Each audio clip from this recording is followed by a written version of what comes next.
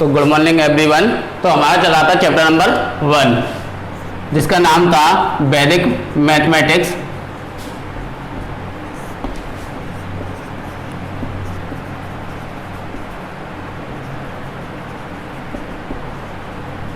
और कल देखे थे हमने एग्जाम्पल नंबर 19 एंड 20। आज देखते हैं हम पहले तो सूत्र शून्य साम्य समुच्चय। कौन सा सूत्र? शून्य साम्य समुच्चय।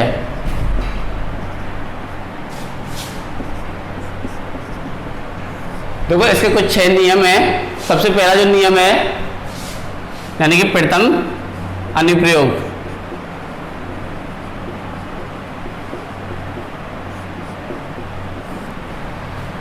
क्योंकि है यदि किसी समीकरण में x एक सर्वनिष्ठ खंड, यदि किसी समीकरण में x एक सर्वनिष्ठ खंड है तो x बराबर 0 होता है।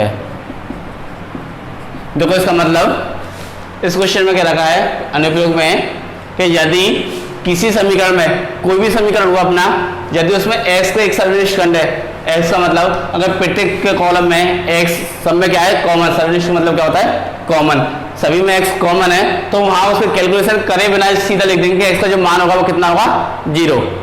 जैसे कि एक एग्जाम्पल दिया हुआ है किताब में आपका एग्जाम्पल नंबर 21 जो है आपका समीकरण 12x प्लस 3x बराबर के 4x प्लस के 5x को सरल कीजिए।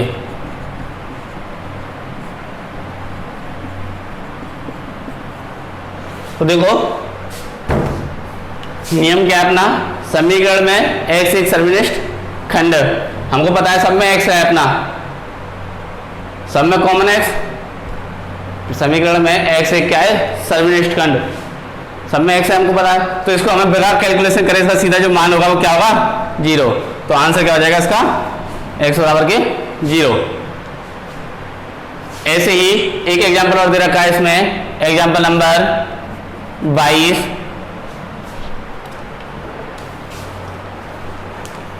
देखो एग्जाम्पल है समीकरण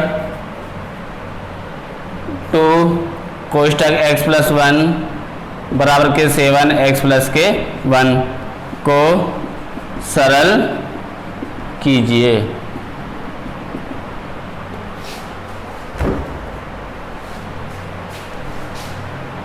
देखो यहाँ पे लगा हुआ है यदि समीकरण के प्रत्येक पद में सीधे लिख लेना, किसमें प्रत्येक पद में x क्या है सर्वनिष्ठ खंड, तो x बराबर क्या होगा 0। इसके बाद में देखो एक एग्जाम्पल देखो हुआ है आपका 22 समीकरण 2 कोष्टक x प्लस 1 बराबर के 7 कोष्टक 1 x प्लस 1 बराबर को सरल करना है। हमको पता है दोनों में सर्वनिष्ठ खंड क्या है x का x प्लस 1, दोनों में कॉमन है x प्लस 1 x प्लस 1।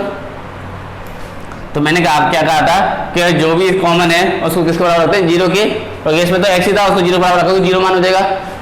इसमें क्या है x प्लस 1 यही तो कॉमन है उसको 0 के बराबर, तो मान क्या हो जाएगा x बराबर के -1। पहचानता करते हैं 1 को, तो x का मान क्या आ गया x बराबर कितना आ गया -1।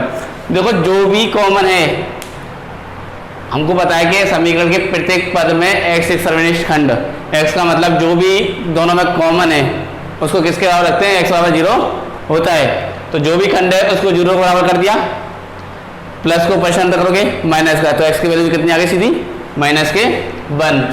अब चलते हैं हम द्वितीय अनुप्रयोग पर।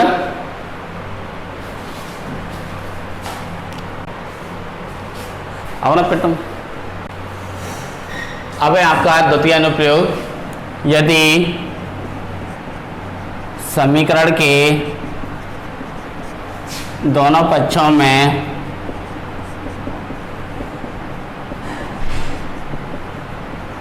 यदि समीकरण के दोनों पक्षों में स्वतंत्र पद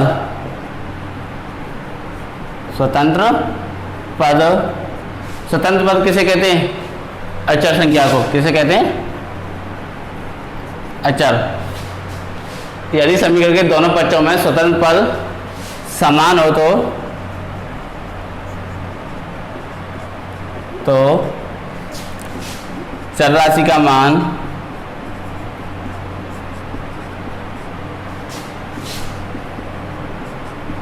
शून्य होता है। देखो इस क्वेश्चन को देखो, यदि समीकरण के दोनों पक्षों में स्वतंत्र पद होता है अचर संख्या, और अचर संख्या तुम जानते हो क्या होते हैं, जो गिनते होती हैं वो अपनी क्या होती हैं? अचर संख्या होती हैं। और चर संख्या आप जानते हो जो एक्स वाई जो कल्पना की जाती हैं, X Y Z A B C, वो सब क्या होती है? हमारी चर राशि। तो देखो स्वतंत्र पद समान है तो चर राशि का जो मान होगा, यानी कि जो एक्स का एक्स होगा, जो भी मान होगा चर राशि, उसका जो मान होगा वो क्या होगा? शून्य। इसके बाद में से एक एग्जाम्पल दिया हुआ है आपको किताब में, एग्जाम्पल नंबर 23।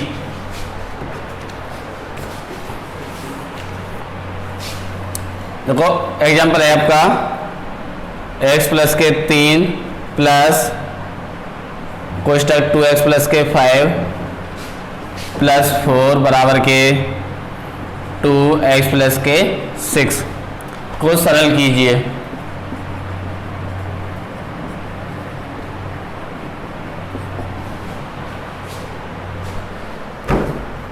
देखो इधर समीकरण के दो पक्ष होते हैं, बराबर का समीकरण, इधर भी एक पक्ष दूसरा पक्ष, ठीक है। समीकरण में दो पक्ष होते हैं, दोनों पक्षों में क्या? स्वतंत्र पद का मतलब अचर संख्या यदि समान होती है तो वहां जो चर राशि है, चर राशि अपनी क्या है पर x, तो इसका जो मान होगा वो क्या होगा? शून्य। अब देखते हैं दोनों तरफ स्वतंत्र जो पद है वो समान है या नहीं। देखना इधर 3 और 5 8 और 4 12। इधर देखना 2 इंटू में है, इसमें कोष्टक में 2 इंटू 6 करेंगे कितना हो जाएगा? दोनों तरफ हमको पता चल रहा है कितना है? 12। देखो अगर जोड़ लो, हमको पता चल रहा है, देखो इधर इसको जोड़ोगे x और x 2x यानी कितने हुए? 3x, इनको जोड़ोगे 12 बराबर x और 2x 3x 3 5 8 और 4 12। जोड़ते इधर इसको करना 2x प्लस के 12, ओपन कर दिया मैंने, इसको खोल दिया है। अब हमको पता चला कि दोनों तरफ अचर पद क्या है? समान। तो x का जो मान होगा वो सीधा क्या हो जाएगा? 0।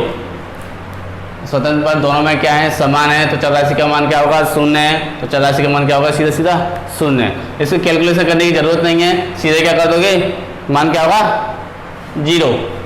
इसके बाद एग्जाम्पल नंबर ऐसे ही एक और दिया हुआ है इसी क्वेश्चन पर, example number 24। x plus 1 x plus 9 बराबर के x प्लस 3 कोष्टक x प्लस के 3 को सरल कीजिए।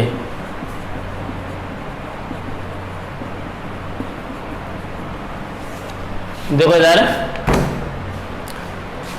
x plus 1 into x plus 9 बराबर के x plus 3 into x plus के 3। अब हमको पता है कि अचर पदों पर हमें तो क्या देखना है? बस अचर पद देखना है कि स्वतंत्र पद देखना है। तो स्वतंत्र पद देखो, ये केस में इंटू में अगर 1 गुणा में 9 करता हूँ तो कितना होता है? 9। अगर यहाँ से मैं 3 गुणा 3 करता हूँ कितना होता है? 9। तो हमको पता चला कि दोनों में अचर पद क्या है? समान है। तो इसका जो मान होगा वो सीधा क्या होगा? 0। तो x का मान किसका होगा? इस सभी का हम सरल करेंगे तो इसका क्या मान आएगा? x बराबर के 0।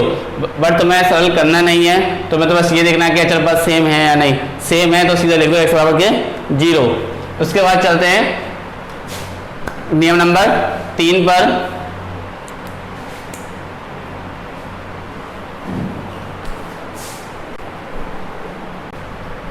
अब है आपका तृतीय अनुप्रयोग।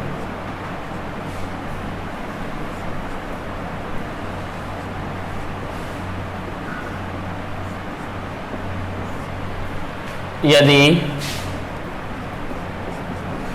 समीकरण के दो भिन्नों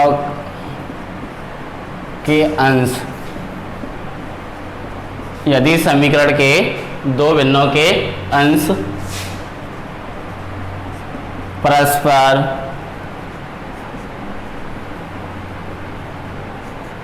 समान है तो हरों का योग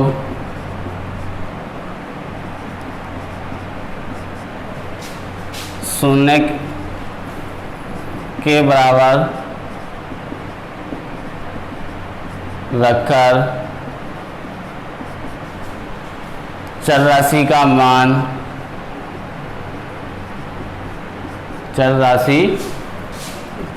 मान प्राप्त करते हैं।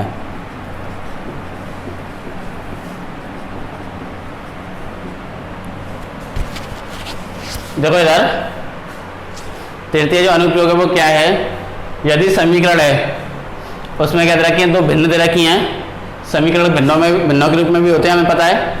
यदि समीकरण के दो भिन्न हैं, उसके अगर अंश हैं वो परस्पर क्या, दोनों के अंश समान हैं। यदि समीकरण में भिन्न दे रखी हैं और भिन्नों में जो अंश हैं वो समान है दोनों के, तो जो उनको हर हैं तो उनका जो दोनों का योग है हरों का, उसको शून्य के बराबर रखेंगे, हरों के योग को, और चर राशि का मान प्राप्त करेंगे। जैसे इसी तृतीय अनुप्रयोग पर एग्जाम्पल दिए हुए हैं दो। एक तो एग्जाम्पल नंबर है आपका 25। देखो 1/x plus a plus 1/x plus b बराबर के 0 को सरल कीजिए।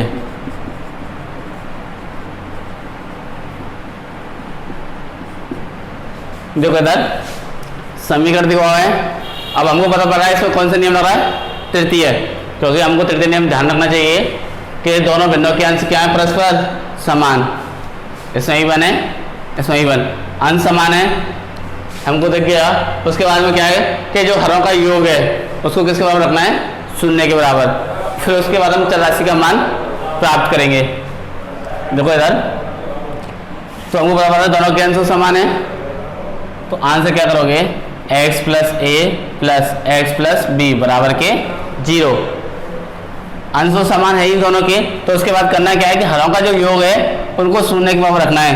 तो मैंने दोनों का हरों का योग कर दिया, x plus a plus x plus b बराबर के 0। दोनों के हरों का योग किसके बराबर रख दिया, शून्य के बराबर। अब चर राशि का मान लगा लो, x और x 2x बराबर के, इसको पहचानता करोगे माइनस के और माइनस के b। चर राशि क्या है अपनी, x ही तो है, x का मान निकालना है हमें। x बराबर के माइनस a माइनस b बटे 2। चाहो तो यहाँ पर कॉमन ले सकते हो, माइनस कॉमन लोगे तो a प्लस b बटे 2।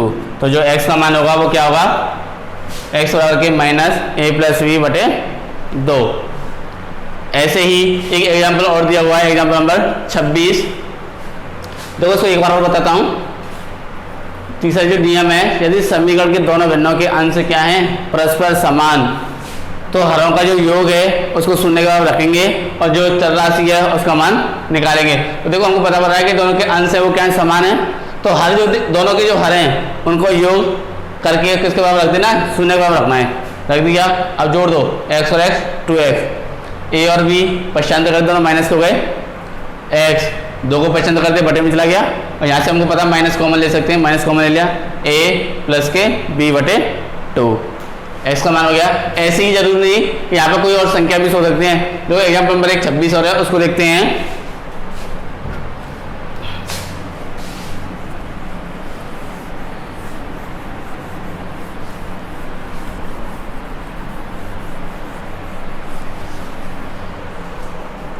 देखो एग्जाम्पल नंबर 26 है,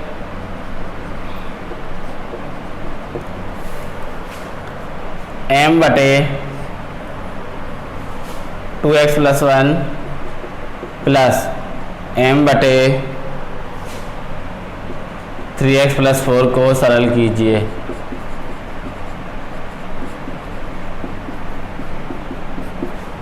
ये क्वेश्चन दिया हुआ है। अब हमको देखो इधर हमको पता है दोनों के अंश क्या है, समान है।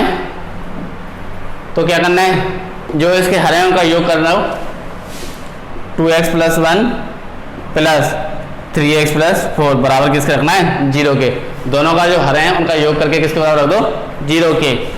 जोड़ो इसको, 2x और 3x 5x प्लस 1 और 4 5 बराबर के 0, 5x बराबर के, देखो 5 को परेशान करोगे प्लस को माइनस का हो जाएगा, x बराबर के -5/5 और 5 से 5 काटोगे किस माइनस का 1, तो जो x का जो मान है वो कितना हो जाएगा, -1। इसके बाद में चलते हैं हम चतुर्थ अनुप्रयोग पर।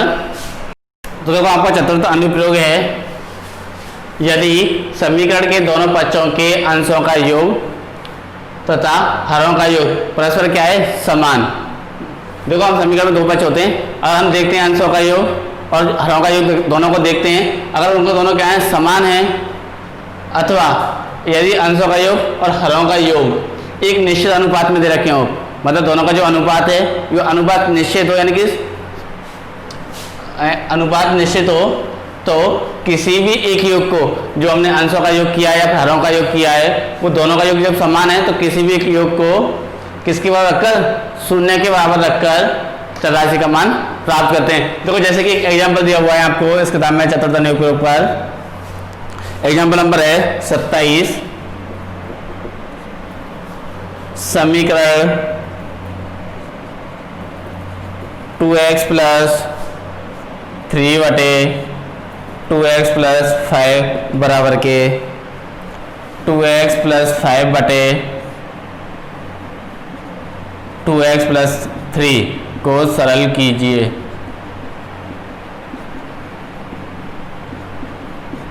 देखो इस क्वेश्चन को, क्वेश्चन इस टाइप में आता है। अब हमको देखना है कि इसमें कौन सा नियम है। देखो इधर हम देखते हैं कि मैंने कहा था यदि दोनों पक्षों के अंशों का योग, एक बार अंशों का योग देखना दोनों को, 2x और 2x 4x, 3 और 5 8, यानी अंशों का योग कितना बेटा है, 4x + 8। और हरों का एक बार देखना, 2x 4 और 5 और 3 8, दोनों का सेम है। और हम अंशों का योग करते हैं और हरों का योग करते हैं, दोनों का क्या बैठ रहा है, समान। तो ऐसी कंडीशन में या फिर अंशों का योग तथा हरों का योग एक निश्चित अनुपात में होता, बट यहाँ तो हमारा समान है, बस ऐसी कंडीशन आती कि इन दोनों का जो अनुपात है वो निश्चित अनुपात में बैठ रहा। तो हमें दोनों में से क्या करना था कि किसी भी एक योग को किसके बराबर रखना है, 0 के समान। तो अभी देखो इधर अंशों का योग, जोड़ो इनको, 2x + 3 + 2x + 5 बराबर के कितना आ गया था, 4x + के 8। ऐसे ही हरों का योग लिखना,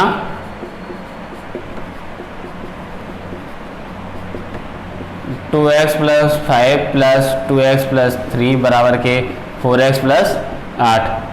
अब हमको पता चल रहा है कि दोनों का अंशों का योग और हरों का योग दोनों का समान है। तो मैंने कहा था किसी भी एक योग को, देखो इधर हो, तो किसी भी एक योग को 0 के समान रखकर, तो इन दोनों में से किसी भी करो तो दोनों योग समान है, तो 4x + 8 बराबर के 0।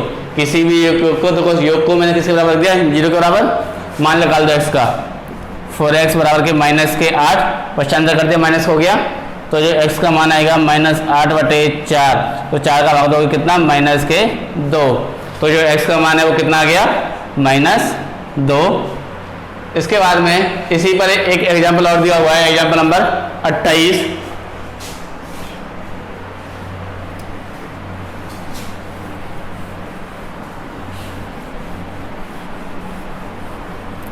देखो एग्जाम्पल नंबर 28 है,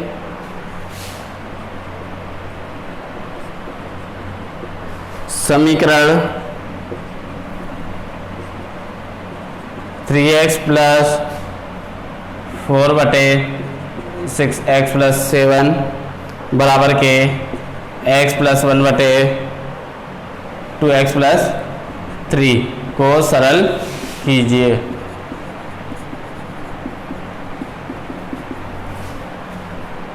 देखो इधर अब हम देखते हैं, पहले तो अंशों का योग देखते हैं। जो देखो लिखते हैं सीधा अंशों का योग,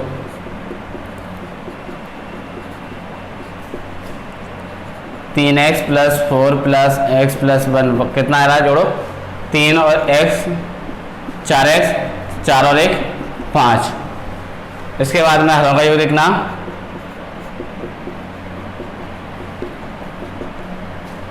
छः x plus 7 plus 2x plus 3 बराबर के, देखो 6x प्लस 2x कितना हो गया 8x प्लस 7 और 3 10। अब इधर देखो अंशों का योग कितना आया है 4x प्लस 5, हरों का योग कितना आया है 8x प्लस 5। अब ये देख रहा दोनों का जो अंतर है, मैंने एक चीज़ होती है यदि समान नहीं है तो ये देख लो कहीं अंशों का योग और जो हरों का योग है एक निश्चित अनुपात में तो नहीं है, देख रहे एक निश्चित अनुपात में है नहीं दोनों। अगर मैं इसमें से 2 कॉमन ले लेता हूँ तो क्या बचेगा 4x प्लस 5 नहीं बचता। अगर मैं इसमें से देखो इधर मैं 2 कॉमन लेता हूँ 4x प्लस 5 नहीं बचता, वही होता है 8x प्लस 10। अब बताओ ये निश्चित अनुपात में है या नहीं, हमको पता लगा कि दोनों किस में है निश्चित अनुपात में है, तो निश्चित अनुपात वाली कंडीशन भी आती है। तो क्या करना है किसी भी एक योग को शून्य के बराबर रख सकते हैं, तो दोनों में से किसी भी एक योग को शून्य के बराबर रख दो, 5x बराबर के 0 तो 4x बराबर के माइनस के 5 और x बराबर के माइनस 5/4। तो x का जो मान होगा वो कितना होगा माइनस के 5/4। इसके बाद चलते हैं हम 5वें नियम पर।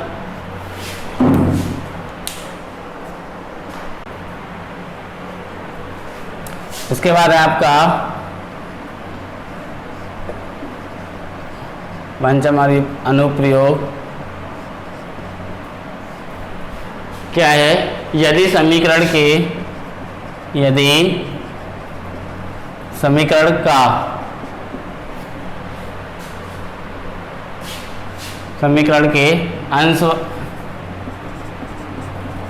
अंशवार का अंतर,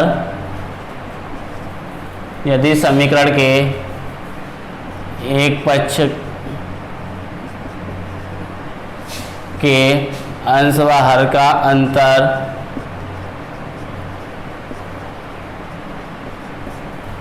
देखो यदि समीकरण के एक पक्ष के अंश व हर का अंतर कॉमा दूसरे पक्ष के अंश व हर के अंतर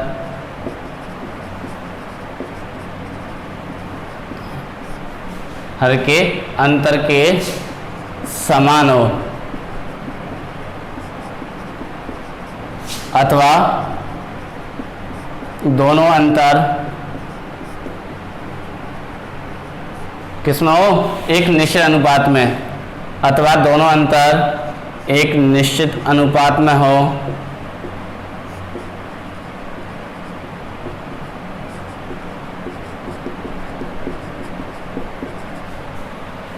अथवा दोनों अंतर एक निश्चित अनुपात में हो, तो किसी भी एक अंतर को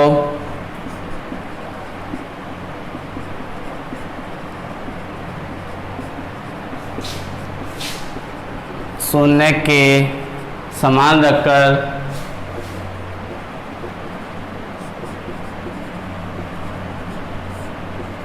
चर राशि का मान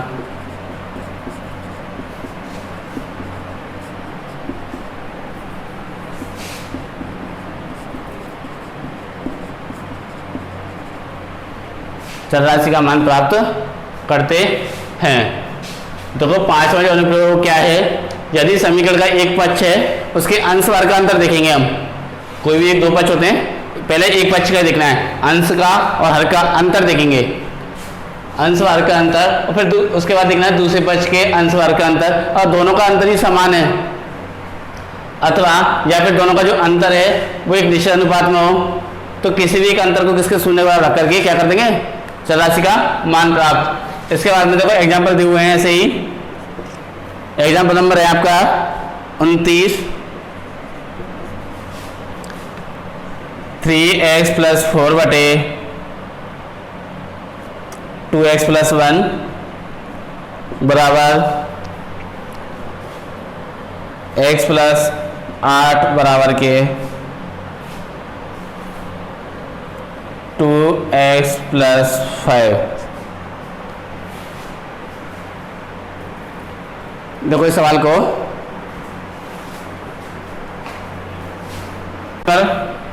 एग्जाम्पल नंबर 29 है आपका 3x प्लस 4 बटे 2x प्लस 1 बराबर के x माइनस 8 बटे 2x माइनस 5 को सरल करना है।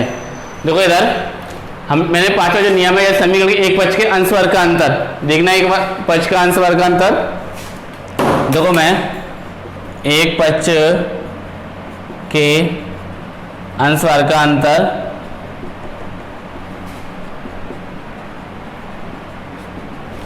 अपना अंतरण का देखना 3x प्लस 4 माइनस, देखो अंतर करते तो घटाते हैं तो 2x माइनस 1, दोनों माइनस हो जाएंगे। कितना आएगा मान 3x में तो 2x गए x और 4 में से 1 गए तो 3। इन दोनों का जो अंतर है वो कितना है x प्लस 3। अब इसका देखने हम दूसरे पक्ष के अंश वर्ग का अंतर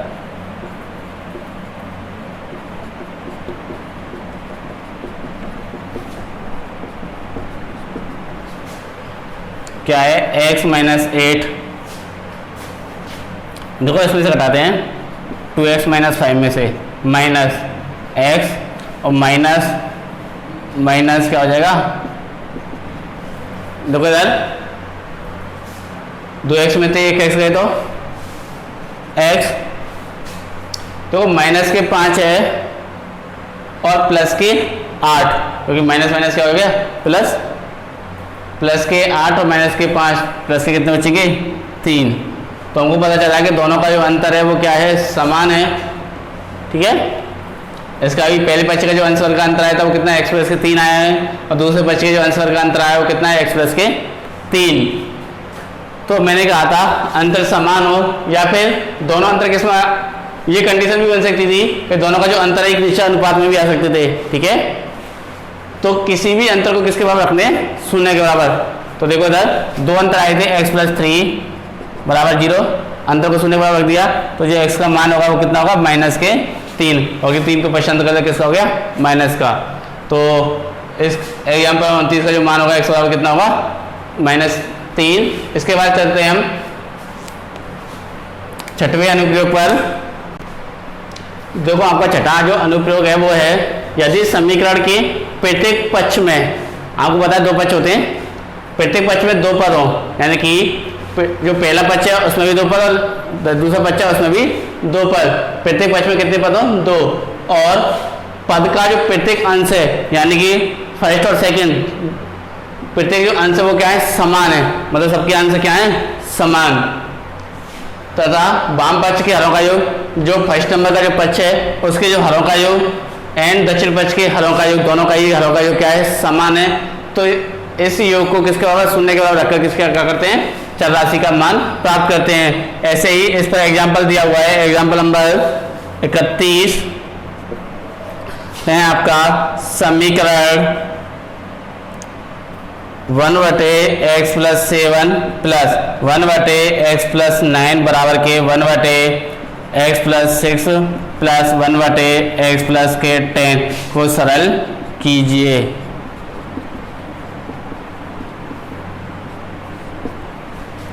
देखो इस क्वेश्चन को, अब इधर देखो समीकरण के प्रत्येक पक्ष में 2 पद हैं, समीकरण हुए हैं, इसके इधर भी 2 पक्ष 2 पद हो गए, इधर भी 2 हैं इधर भी 2। इसके बाद में पद का जो प्रत्येक अंश है दोनों में क्या है समान है। उसके बाद देखो वाम पक्ष के हरों का योग, इसके जो वाम पक्ष है इसके हरों का योग देना x और x 2x 7 प्लस 9 16, ऐसे इधर x प्लस x 2x और 6 प्लस 10 बराबर 16। तो हमको पता चला है कि वाम पक्ष के हरों का योग और दक्षिण पक्ष के जो हरों का योग वो क्या है दोनों में समान। कंडीशन क्या बनती है, पहले तो हमें ये देखना है कि अंशों का योग सबका समान है या नहीं, सबका समान है अंश, हरों का योग देखना है, वाम पक्ष के हरों का योग और दक्षिण पक्ष के हरों का योग अगर समान है तो उसमें कौन सा नियम लगता है, फिर दो छठवा। और नियम क्या कहता है कि इस योग को किसके बराबर रखते हैं 0 के बराबर, तो इसके योग को किसके बराबर रख दो 0। तो इधर देखो वाम पक्ष के हरों का योग के हरों का योग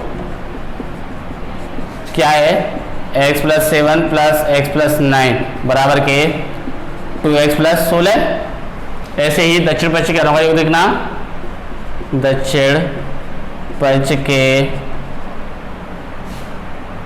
हरों का योग कितना है, x plus 6 plus x plus 10 बराबर के 2x प्लस के 16। तो मैंने कहा था अगर ऐसे के दोनों के हर समान है तो किसी भी को किसके बराबर, शून्य के बराबर, 2x प्लस 16 बराबर के 0। तो 2x बराबर के माइनस 16 पश्चांतर कर दिया है, तो ये x का बराबर माइनस 16 बटे 2 और 2 को भाग देखो 16 में कितनी बार जाता है, माइनस के 8। तो इसका जो मान होगा वो x का कितना होगा, माइनस के 8। इसके बाद में इससे 2 एग्जाम्पल और रखें, एग्जाम्पल नंबर 32 और एग्जाम्पल नंबर 33, वो आप कर लेना। उसके बाद में ये प्रश्नावली आपकी समाप्त होती है। इसके बाद में नेक्स्ट प्रश्नावली कल से देखेंगे।